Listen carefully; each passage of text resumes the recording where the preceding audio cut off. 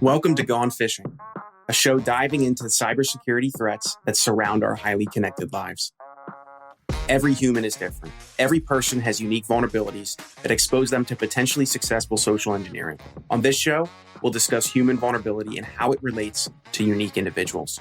I'm Connor Swalm, CEO of FinSecurity, and welcome to Gone Fishing.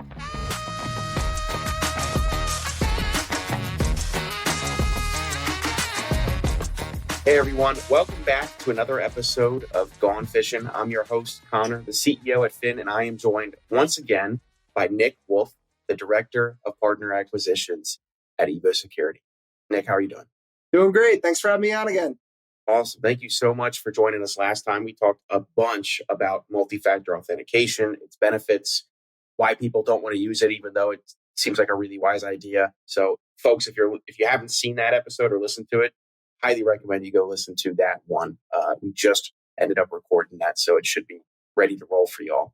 But Nick, I got a question. 3 years ago, the only PAM that I had heard was that scene from Step Brothers where they had the PAMN debacle. But now, Privileged Access Management, the new acronym, so I've found out, I hear all the time. Like, what's been going on? Why is it so popular? So Privileged Access Management, that's sort of the name of the game for MSPs and their technicians. You're going to be hearing a lot about it going forward. Absolutely. So what does Privileged Access Management look like? Yeah, so we touched base on earlier, multi-factor authentication is verifying that a user is who they say they are. Privileged Access Management is taking it one step further. Now that we know who you are, what are you allowed to do? Is Mary from marketing allowed to, have admin access and download database files, or is Mary from marketing just able to do the bare necessities? So it's really about making sure that your users could do what they need to do, but only what they need to do. We don't want to give all users the full-blown keys to the kingdom. That makes a lot of sense. And what are some examples of when that would make sense? When like having those privileged access roles would make sense, or when they don't? Yeah, absolutely. So in most cases, most SMBs actually do not have admin rights anymore. And that's mainly because a lot of compliance and insurance is really cracking down on that. You don't want everybody to have admin rights, because the more admin rights, the more likely there is for compromise and attacks. So what we're seeing is that most SMBs don't have those admin rights, but instead the MSP and the technicians at the MSP have those admin rights. But the issue with that is, if you're an MSP and you have 5 technicians, how do you go around sending those admin rights to each other? What a lot of MSPs are doing today is they're still copying and pasting admin credentials out of IT documentation tools or password managers or things of that nature. What Privileged Access Management does is it makes that process a lot more secure. I know that one of the ways that we do it is that instead of technicians logging in with that admin password, they actually log in as themselves. So Bob the Tech logs in as Bob the Tech. And when Bob the Tech needs admin access to a client's machine to install a new piece of software on a server, instead of him having to look up and copy and paste that admin credential and getting exposed to it, instead what he does is he'll select a button on the machine that will send a push notification to his phone that he's able to approve that, yes, I am Bob the technician. I'm trying to access this client server as an admin. Once he does that, he's now an admin on that client's machine. So at no point during the login process do the technicians ever get exposed to the admin credential, admin password, admin username, or anything like that. So that's what most privileged access management softwares are doing, or at least should be doing, for the managed service provider market. Awesome. So that's PAM, but I've also heard of identity access management. For my edification, what's the difference? Yeah, so privileged access management is one component within identity and access management as an entire umbrella. Other components of identity and access management are typically multi-factor authentication and single sign-on, which I know we spoke about in one of our other episodes. Okay, so it's like a branch of PAM is a branch of IAM. Correct. Awesome. And so the example you gave was like an MSP tech trying to get a new device up and running, maybe for a client of theirs. Is this also something that should be implemented at their clients, but not just at the MSP?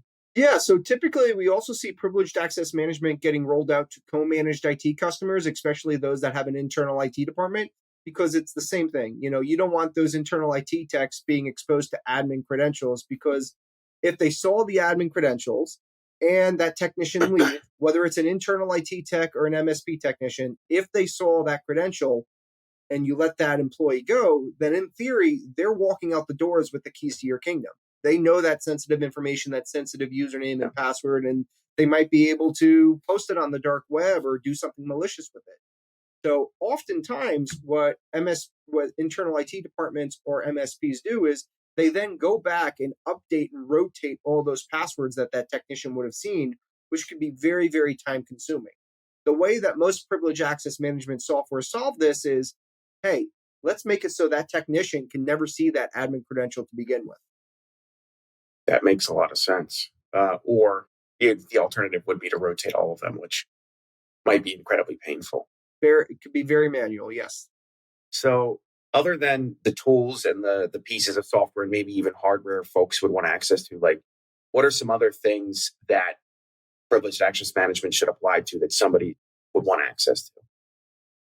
Yeah. So right now, a lot of people are doing it on the endpoint level because that's where most compromises are occurring. I would say definitely take a look at your cybersecurity insurance policy for sure, because most cybersecurity insurance policies state you cannot share accounts. And Hmm. again, sharing accounts is sharing that admin credential. They don't want to be shared anymore. We want to make sure that Mary from marketing is logging in only as Mary from marketing. Bob the technician is only logging in as Bob the technician. Gone are the days where you should be sharing passwords, copying and pasting passwords, or doing anything like that. I know that there are some people who are listening to this who just start sweating a little bit, but hey, maybe they need to. So, Yeah, thanks for stating.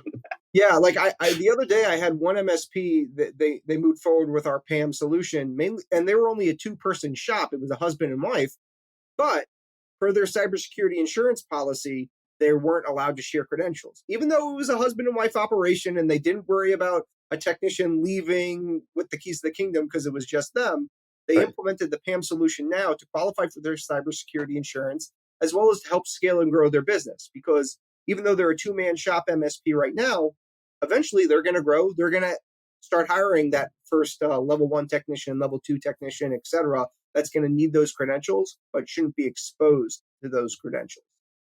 That makes a lot of sense that, you know, implementing this prevents, nobody wants to think about an employee being unruly or dissatisfied with the way you treat them and then stealing everything. But now it's, hey, cyber insurance is telling you have to. So would you like to still have a policy that'll pay out in the event that something bad happens?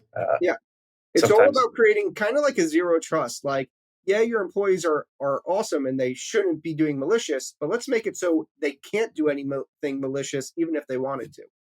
yeah, let's uh, let's force let's force everyone to act that way, or let's force the company to respond in that way in the event that anything could happen in the future. 100%. So, for those that don't implement any amount of privileged access management, what are some of the risks that they're undertaking or that are now associated with them that they might be unaware of? So again, when you're sharing a credential, say you're log as an MSP technician, you're logging into a client's machine through your RMM tool. Great. And that admin credential is stored in, say, IT Glue or an Excel file, and you're copying and pasting it into that machine. Two things just happened there. That technician was exposed to that username and password, which is a no-no. We talked about it. But the second thing that's happening there is once you do control paste and you're pasting that credential, that's a keystroke, which means if there's a malicious keylogger software that's installed on that machine, that means whoever's monitoring those keystrokes now has the username, now has the password, and that's the admin password, right? So let's make it sure that the bad guys can never get those usernames and passwords, and the technicians never see those username and passwords if they leave. That's why most privileged access management solutions not only do they hide the credentials, in many cases, the PAM solution should also be rotating those passwords on a daily or hourly basis. That makes a lot of sense. So, if someone is listening or watching or however a keylogger decides to keep track of those keystrokes. It'll be caught up if you're copy pasting admin credentials. In our last episode, we kind of talked about how clients and MSPs and people in general don't implement MFA because they say it's not convenient for them to have to deal with push notifications or text messages. Are there any reasons? Is there anything an MSP should be aware of that people are just going to push back and not want to implement this? And how should they deal with that? Typically, for privileged access management, there's not much pushback because a lot of times it's the MSP that's going to be that admin for that SMB client site anyway. It's all about educating the MSP that, hey, your technicians are no longer going to be copying and pasting passwords out of your documentation tool or your password manager. Instead, they're logging in with this privileged access management software that's now installed on all these clients' endpoints. Got it. So it's more of an education gap, not a It's more of an education gap. Yeah. awesome. What is insurance? What does compliance think of PAM? Is it included? Is it Yeah, well thought it's out? definitely becoming more and more frequent. I know that the CIS controls mentioned that you can't be sharing accounts if you want to follow good cyber hygiene there. And the same is going to happen in most cybersecurity insurance policies. Hey, are you sharing admin credentials? How often are admin credentials rotated? Because you don't want, admin and the password to be password for the firewall, your Office 365 global admin, your server. So set up very, very long and complicated passwords, make sure they're rotated, and make sure nobody can see them because they're using privileged access management instead. That makes a lot of sense. Is there any recommended way that PAM should be implemented or set up or configured? It's like in our MFA conversation that we did earlier, you had mentioned, hey, an app or a push notification that's geolocated would be way more secure. I I'm would just wondering if there's a Yeah, I would preliminary there. say making sure that you're using a PAM tool that also has an MFA component to it. So not only, is the username and password shielded from your technician, but let's make sure that that technician is really the technician. So let's verify that technician with an MFA code getting pushed to their phone before we allow that technician to have admin rights into this client's machine. Some other PAM tools, they just create a temporary account, then delete a temporary account, but that's prone for compromise if someone gain accesses to that tool. So let's make sure that again that the users verify who they say they are, and then give them those keys to the kingdom through the privileged access management software. Okay. Uh, that is wise. Definitely security is a layered approach. Make sure you're using all the layers you possibly can. Um, Definitely a good piece of advice. What has adoption of PAM historically looked like in the MSP space? I mean, I would say in the last 2 to 3 years, it's definitely been exploding. There's been a lot more PAM focused vendors in the MSP channel. I know that we're all some of us compete with each other, but at the end of the day, competition is good. Competition is healthy because at the end of the day, we're trying to protect MSPs and their customers and their credentials.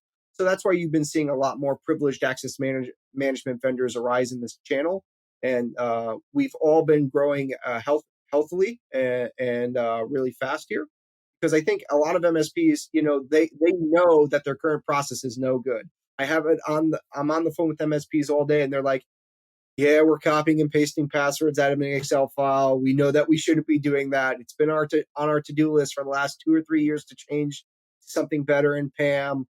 Let's move forward." If it's on your to-do list for 2 years, is it really on your to-do list? That's what I would say. Yeah. So that's what it's looked like up until now. What do you think adoption looks like in the future? Is there going to be any change to the PAM industry? I think Anything it's you going to recommend? be. I think it's going to be more mandatory in the future as people begin to take, their cybersecurity insurance as well as CIS controls a lot more seriously. For sure, it's going to be not a nice to have, but a need to have. Otherwise, there's potential for fines as well in the future, I'd imagine. Okay. Now, PAM sounds like a very wide topic. And as we had mentioned earlier, it's a subset of identity access management. And MFA, I'm assuming, is somewhere in this big soup of acronyms that we've talked about now. Where would you recommend somebody go to learn more about this if they're looking to just learn or implement it or understand it? What would your thoughts be? Yeah, so we have a lot of resources on evosecurity.com around it, but feel free to check out with your other MSPs, whether it's on Reddit or the IT business owner groups on Facebook. There's a lot of content that's out there, and we're happy to engage. Awesome. We'll have a link to y'all's resources in the show notes as well for those of you who want to take a look. One thing I've recommended as well is the CIS Controls, Center for Internet Security. Those are controls that are typically put forth as best practice. And then you and I know there's Implementation Group 1, IG2, and IG3. And it's basically like, have you met a baseline? Are you going above and beyond? Are you incredibly secure? And are you really putting your best foot forward in every way, shape, and form? Have you made it not just a priority, but the priority, so to speak? So one thing I've always done to learn more is, what does it look like to actually implement this in the CIS controls? Because whatever they would recommend is typically what your implementation should look like, or something you should try to approximate at the end of the day. So I have no idea. Do you know off the top of your head which control it is in the CIS controls? There are so many controls. Our CEO actually did a breakout session on CIS controls at the IT Nation Secure Conference back in June. But hey, if you're watching this, hit me up on LinkedIn. I'll be able to send you the breakdown of which individual controls at least we could help you out with when it comes to PAM and CIS controls. Sweet. And we'll have Nick's LinkedIn in the show notes for all of you that are listening. So if you'd like to take a look at the resources on their website, or if you'd like to reach out to Nick and get some one-on-one time or get some of his personal advice, feel free to do so. We'd love it if you did. Thank you so much for joining me today, Nick. It was a blast chatting with you. Thanks for having me. Awesome. See you soon. Thanks so much for tuning in to Gone Fishing. If you want to find out more about high-quality security awareness training campaigns, how to launch them in ways that actually engage employees to change their habits, then check us out, FinSecurity, at finsec.io. That's PHINSEC.io. Or click all of the wonderful links in our show notes. Thanks for fishing with me today, and we'll see you next time.